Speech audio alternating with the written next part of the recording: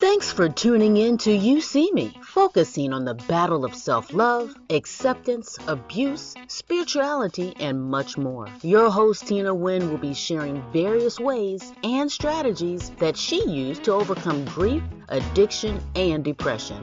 YouSEEMe is a self-expressed term Tina uses as a way of making people see the real you. For people to see you, you must first see yourself. Hi guys, welcome to another episode of You See Me. I'm your host Tina. You see me. So me and Quita, we were having a mental battle. That's what we do. We battle back and forth. And when I say battle back and forth, some of you guys may be able to identify with that. As I previously stated in earlier episodes, Quita is my alter ego. And a lot of times, Quita and Tina don't mix. They don't agree. My own inner thoughts don't agree with each other. One of the things I learned during the process of recovery and getting clean is the longest road in your life that you will ever travel is to get your thought to match what's in your heart. Most often, what's in our heart never matches our thoughts. Our heart will tell us to do one thing, our head will tell us to do something else, which brings me to the focal point of our topic on today. You know, sometimes we think we let go of things, but has it let go of us? You know, a lot of times I see people, they gravitate toward the things that they need to be letting go of, and the things that they need to be holding on to, they let go of.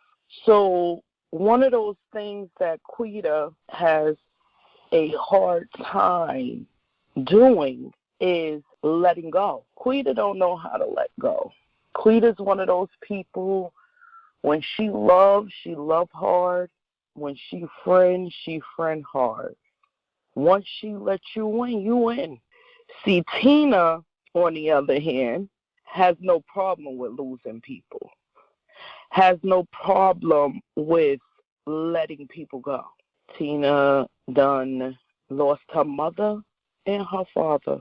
Her thoughts on losing people differ from Quita's. Again, they all one person. So we have a dilemma. We don't have a problem. We just have which solution do we apply? Which solution do we apply to the disagreements that's creating turmoil that's brewing inside of Tina? See, because until your thoughts in your head and your heart match, it's going to create this uncomfortability within you, within your own self. You are going to be unhappy with self. You see me. And not only will you be unhappy with self, you're going to be unhappy with everything around you. See, because again, this all starts with self. What you feel on the inside projects itself outwardly. So if you're feeling yucky about yourself, you're going to treat people yucky. If you feeling uneased within yourself, you're going to act uneased with other people. And you have to also ask yourself, what are you letting in? See, Tina, after years and years and years of being hurt, let down, betrayed, and all the things that everybody go through, all the things that everybody in life goes through, because Tina's not special. These is all the things that everybody embrace. See, Tina's not the woe is me. Tina don't sit and worry and wallow about the things she's been through. She tries to figure out what she's going to do. So what is she going to do? Quita, on the other hand, again, she got that loving, forgiving heart. Forgiveness, guys. Forgiveness is not for anyone but self. Every time we hear the word forgiveness, we think we're giving someone something, where we think that they have power and control over us. No, the real power and control lies in the resentment. That's where the real power and control lies. You are resending the message of whatever transpired back into your brain over and over and over and over again. So I had to ask my daughter that, what are you gaining from holding a resentment? See, because while you sitting here mad at this person, and while you sitting there harboring ill thoughts and ill will, and this person over there living their best life, not even thinking about you. And then I had to ask her, if this thought is so painful and so hurtful, why are you holding it? See, once I left her with something to think about, it was easier for her to let go of it. See, I don't want to hold on to my abuse. It hurt me. Let me let that thing go. Why would I want to keep picking up something that hurt me? No, I'll never forget it, but I don't want to keep reliving it either. See, a lot of times we sit in our own mess because we keep picking it back up. We put it down, pick it up, put it down, pick it up, put it down, pick it up. We sit and we wallow in our own self-pity, and then we want everybody to feel sorry for us. That woe is me syndrome. We got to learn to forgive ourselves. So is it that we really want people to feel sorry for us? Do we really want attention? Are we really holding on to these resentments and guilt? Or is it just that we don't know how to forgive ourselves? See, because when you start to learn to forgive, forgiveness comes with acceptance. This thing got levels and layers. It comes with acceptance. And it's not that people can't forgive others or forgive themselves, but then they have to accept the part that they played. Oh, nobody want to talk about that. See, because once we start accepting the part that we play and the role that we play, now we hitting a different level again, y'all. That takes being grown. That takes being grown. That takes being mature. That takes you having to see you. You got to see you. You see me. And in order to see you, remember, you got to see others. See, this thing gets deep and it goes a little further than what meets eye. Once you forgive that person, you got to accept that you played a role in whatever situation may have caused the unsettled unforgiveness. So what is it that you're really not forgiving? Yourself or that person? Because once you can forgive yourself and once you can accept the role that you played, what that other person don't even matter no more. It doesn't even exist anymore. Because you're at peace within you. Once you're at peace within you, you have a solution and not a problem. What's left? What's left? See, I forgive Tina for everything that Tina has done. I forgive Quita, and Lord knows, me and Quita done had a few rivalries because Quita. You see her, and when she show up, she always show up to show out. So I keep her in the box, y'all. I keep her in the box. I have better learned how to control her. I have forgave her. Y'all not listening to me. I forgive myself every day for the things that I do that I can't control. I accept the things I can, and I ask for wisdom in knowing the difference. And it sounds simple because it is. Problems are only as hard as we make them. They only travel as far as we carry them. If you carrying each situation from place to place to place, person to person to person, then that's exactly what your load is going to be, carried. If you let it go, it's let go. But we let go, we pick it back up. We let go, we pick it back up. We let go, we pick it back up. Can't be 1 foot in and 1 foot out. Either you all the way letting go, or either you all the way holding on. You can't halfway hang on to something and just leave it dangling in the air. And most times that's what we do when we don't forgive people, when we don't forgive ourselves. We sit and we halfway dangle ourselves. We're dangling from things. And when you dangle from things, guess what happens? Stuff start getting attached to you. So now you have to ask yourself, what am I attaching to? What am I letting in that's not good? Because it becomes a ripple effect. It becomes a ripple effect. We call ourselves, okay, I'm going to let go of this person. And we're going to let go of this person, but we're going to keep them lingering just in case we may need them. They may have something that we may want to go back to. So I'm not going to all the way let go of them. I'm going to just keep them on the back burner. But in the meantime, between time, I'm going to pick up somebody else. So now this person becomes latchkey to this person that's dangling in the back. And then all you doing is picking up a bunch of latchkey people. You're not picking up people that's there to stay. You're not picking up people that's there to make an impact in your life. You know, as a little girl, my mother always said, Tina, you're always in search of a friend. You're always in search of a friend. Find yourself.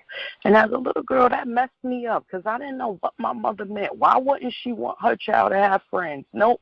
It was deeper than that. It was deeper than that. See, the people that's around us reflect us because they're pieces of us. You see me, you see them, you see us, you see all of us. They're pieces of us. They reflect some part of who you are.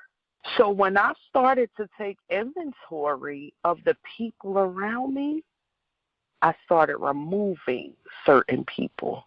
Better yet, certain people started removing themselves. See, because you hang around a barbershop long enough, you get a haircut. Just for today, Queen and I hanging out in basketball courts and in parks with 40s. That's not my lifestyle no more. To God be the glory. And prayers and blessings to all those who still blind and lost in that struggle. But that's not my life no more. That like-mindedness is what I latchkey to.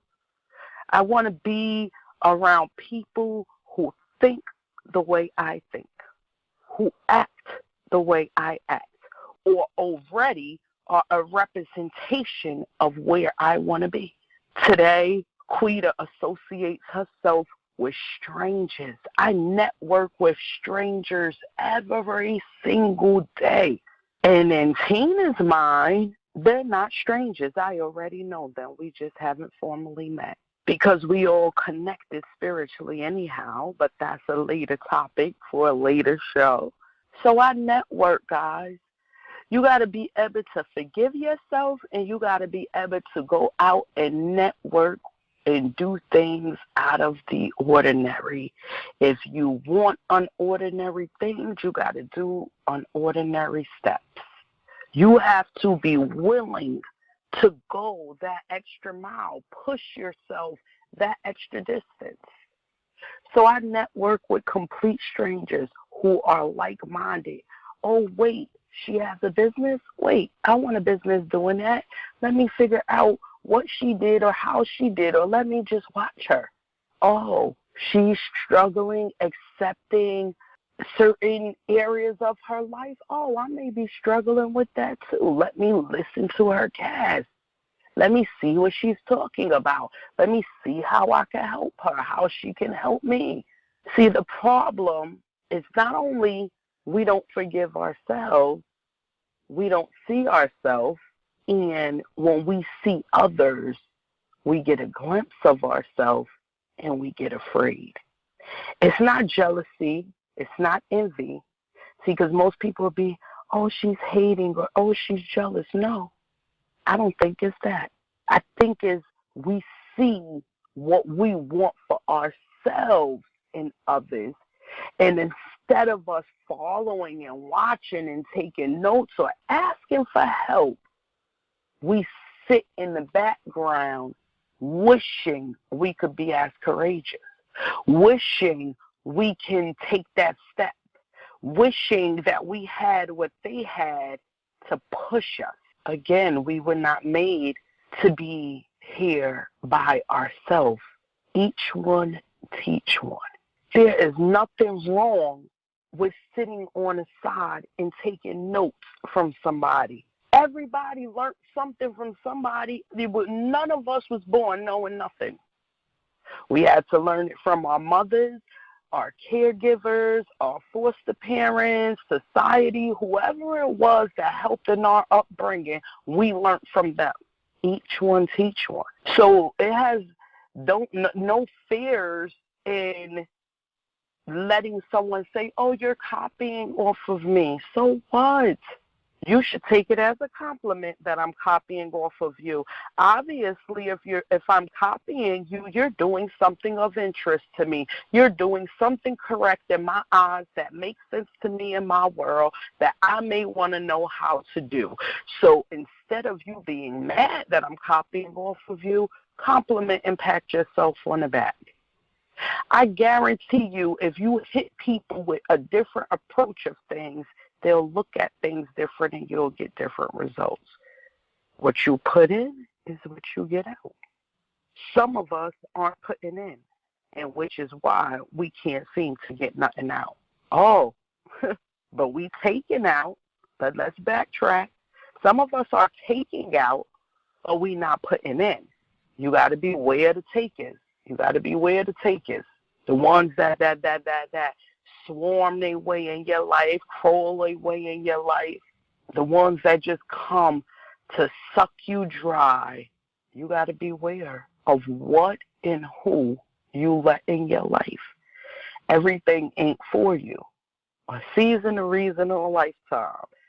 And I believe in that. I stand. Everybody that come in your life is not made to be in your life forever. So I want you guys to think about a few different things. One, what is it that you need to let go of? Number two, what is it that you need to forgive? Is it yourself? Is it someone else? What is it that you're holding on to that you need to be letting go of that's standing in the way of your happiness? See, because happiness has nothing to do with no one else, but everything to do with self. We jump from person to person to person in search of happiness when it's within us. Either you're happy with yourself or you're not. Because if you're searching for happiness in somebody else, you're going to be searching forever. Because you're never going to truly be happy. Because you're not happy. What is it we letting in? And what is it we need to be letting out? And I want y'all to stand in that mirror and ask yourselves that. Who do I need to forgive? What is it that I'm letting in? And what is it that I need to be letting out? Am I facing my problem or am I becoming my problem? Y'all see me. Join me again. Thank you.